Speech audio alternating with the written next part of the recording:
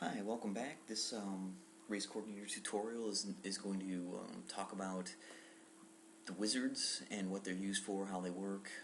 It's going to be a very high-level description of them. I'm not specifically going to show you how to set up anything, although I will actually set up a race. They're intended just to show you what the tutorials are for, how to navigate around them, what everything in the tutorial in the wizards mean, and just give you a good overview of what to expect from them and when and why to use them. Um, in a later tutorial, we'll compare the management screens with the wizards, and I'll show you that as well, but I'll do that in a separate tutorial. So let's get right to it. To bring up the wizards, or any of the wizards, they're all under the wizards dialog on the race day setup. We're gonna, like I said, I'm gonna work with the race wizard because it tends to be the most interesting one, and in the end, probably the one you'll use the most. So the wizards are intended to give the user an in-depth description of each property that can be configured, in this case for a race. They're ideal for new users to get their head wrapped around all the possible properties and all the different configurations that you can do, especially for a race, but including for events, for drivers, for cars, for the tracks. They give the wizards themselves provide reasonable defaults for nearly every property that the wizard is being run for. They do as much error checking as possible, and they just generally make setup simple, as simple as possible and as understandable as possible. So, excuse me. Here you can see there's a lot of text just describing what a race is, and it continues on to the next screen, explaining what a race is, and then walking you through sort of what this particular wizard, the race wizard, is going to do for you. Every single property has a text description explaining what the property is and tries to explain what it's going to do and what sort of what happens when you set or clear the property or set it to a specific value. Every wizard rather, not just the race wizard, but every wizard has on the left-hand side an outline view of all the properties that you can possibly configure. They have the expanders here, which give you a grouping of properties. So in this case, there's an introduction, a general setup, a heat setup, scoring, start, group, audio, interface, image setup. Each one of these is a group. You can expand them to see under the general setup different properties, under the scoring setup different properties, under the heat setup a lot of properties. Each wizard has this outline, but of course has an outline that is specific to what you're setting up.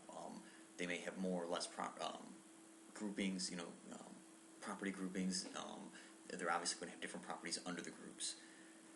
The outline view is organized in a way that it's color-coded.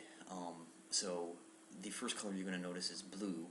That indicates the grouping or the property that you're on specifically. Now, one thing to understand is that the grouping colors always stays the same as the what I'm going to say priority color for the properties within it. So the grouping introduction is blue because I'm on one of the properties in the introduction section, in this case overview continued, which is also blue. So if there's a blue property, if the grouping is blue, there would be a property inside that grouping that is blue, and that is the property that you're on. A white property, a white coloring indicates a group and or property that has not changed since the last time you hit the create button. Now here I can't hit create yet, but so clearly in the overview introduction section I'll never be able to change anything. There's nothing to configure. This is just text description of things. So they'll always either be blue or white. But you'll see in the heat setup, for example, this category, this grouping is white, and all the properties underneath it are white because none of those properties have changed from whatever values they were since I opened this up, since I've opened this wizard up. The next color that's interesting, which you do see on here now, is red. A red coloring indicates an error. It means that one or more, because this group, the general setup is red, one or more properties within this group are also red, in this case the name field. A property can be red for one of a couple of reasons. A text property can be red generally only if it is supposed to be a unique property. In this case, the name field needs to be unique. The race name needs to be unique across all races set up. And in this case, when I click on it, you'll see there is no race name. Not only does it have to be unique, but it also has to be non-empty. So that is an invalid property. The other reasons for invalid properties would be if they are numeric values, for example, that have invalid, if you enter, you know, letters instead of numbers, that will invalidate the numeric property. A numeric property can also be invalid if it is supposed to be an integer value, but you supply a decimal value. All of these things will show up red when you make the error, and all of these things will disable the create button here. You cannot create a race. You cannot create anything in the wizard until all the red fields, all the red properties have been taken care of. The final color you don't see on here yet is yellow. So actually, let's fix the name problem here. And so what I'm going to do here is I'm just going to type in, I'm just going to call it test. There are no races at all created in my current setup. So test is a valid name. You'll notice two things have happened now. The name field here has gone blue, and the category has gone yellow. Yellow takes precedence over blue in terms of coloring, for grouping for the groups, but the name field is blue because that's the name we're on. If I select the track, the name field goes yellow because it has changed and it is no longer the selected one. The selected one is now the track, so you'll see blue. So yellow indicates a change value since the last time we hit the create button. I'm going to hit the create button right now and just create this race called test. We obviously haven't gone through all the properties, but like I said, the wizard will set up general default properties. So hit create, get a loud noise, say OK. Now the thing you're going to notice is that when I hit create, in this case, the general setup has gone back red. The name field is red once again, even though it says test. This is because we just created a race named test, so now the name test is not unique.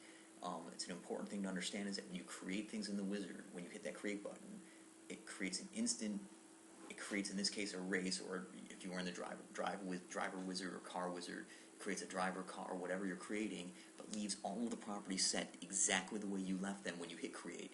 So you could create a second driver, race, whatever, with basically all the same properties except for things that need to be unique, in this case the race name. So if I hit 2 here and change it to test 2, I now have a new unique name.